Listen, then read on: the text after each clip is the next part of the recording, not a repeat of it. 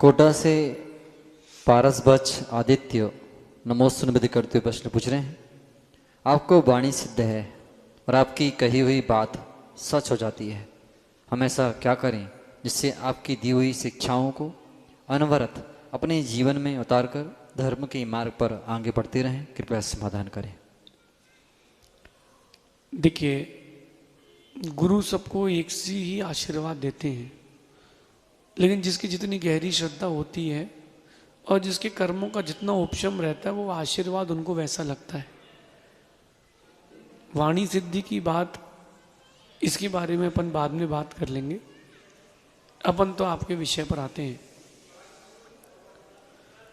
धर्मात्मा जीव जहां जाता है उसके सारे काम बनते हैं। आप जितना अधिक धर्म करेंगे बाकी उतनी आपके लिए चीजें सुलभ होती जाएंगी, उतनी चीजें सुलभ होंगी। मैं आपको एक बहुत छोटा सा पैमाना दे रहा हूं। धर्म कार्य में जिसकी रुचि है उसके लिए चीजें बड़ी सुलभ होंगी। कई बार ऐसा लगता है कि धर्म करने के बाद भी, मेरी बात सुनना आप, धर्म करने के बाद भी जीवों के साथ में कुछ अशुभ घटित हो जाता है। बिल्कुल विकल्प ना करें। धर्म के निमित्त से वो चीज छोटे में टल गई है। एक व्यक्ति ने जीवन भर धर्म किया और वो ना गुटखा खाता था, ना तंबाकू खाता था, ना वो कोई व्यसन करता था, ना व्यसनी के साथ रहता था, लेकिन उसके लिए कैंसर हो गया। अब उसके लिए जब कैंसर हो गया तो वो कह रहे हैं कि हम तो धर्म करते थे, हमारे साथ ऐसा क्यों हो गया? अरे जो अनंत भाव में पाप का उदय आने वाला था वो आज छोटे में संक्षेप में उदय होके निकल गया है। तो धर्मात्मा, अपन धर्म करना चाहिए।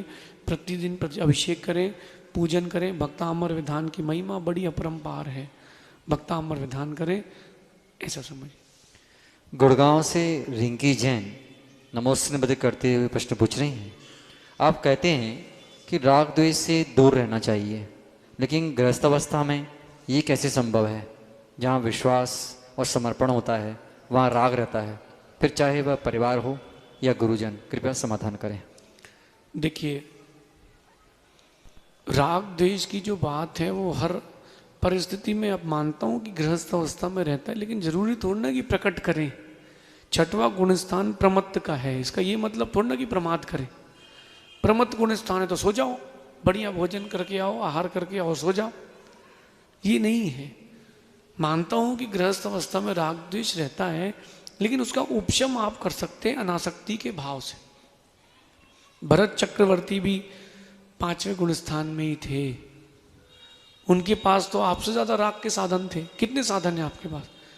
शायद आपके घर में, किसी घर में गधा पला हो, गाय हो। उनके यहां तो 3 करोड़ तो गाय थी, 18 करोड़ घोड़े थे, 84 लाख हाथी थे, 92 करोड़ पैदल चलने वाले पदाती थे। 92 करोड़ 96,000। फिर भी भरत चक्रवर्ती वैरागी थे, उनकी अनासक्ति भाव के निमित्त से। अपन अनासक्ति भाव से जिए ना, इसमें वादा क्या है? आप घर पर हैं, मैं मानता हूं राग द्वेष के निमित्त आए, राग द्वेष ना करें। एक बात ध्यान रखना, आप सबसे कह रहा हूं, लोग आपको दुख दे सकते हैं, दुखी होना नहीं होना ये हमारे हाथ में। लोग आपको दुख दे सकते हैं, दुखी होना ना होना हमारे हाथ में।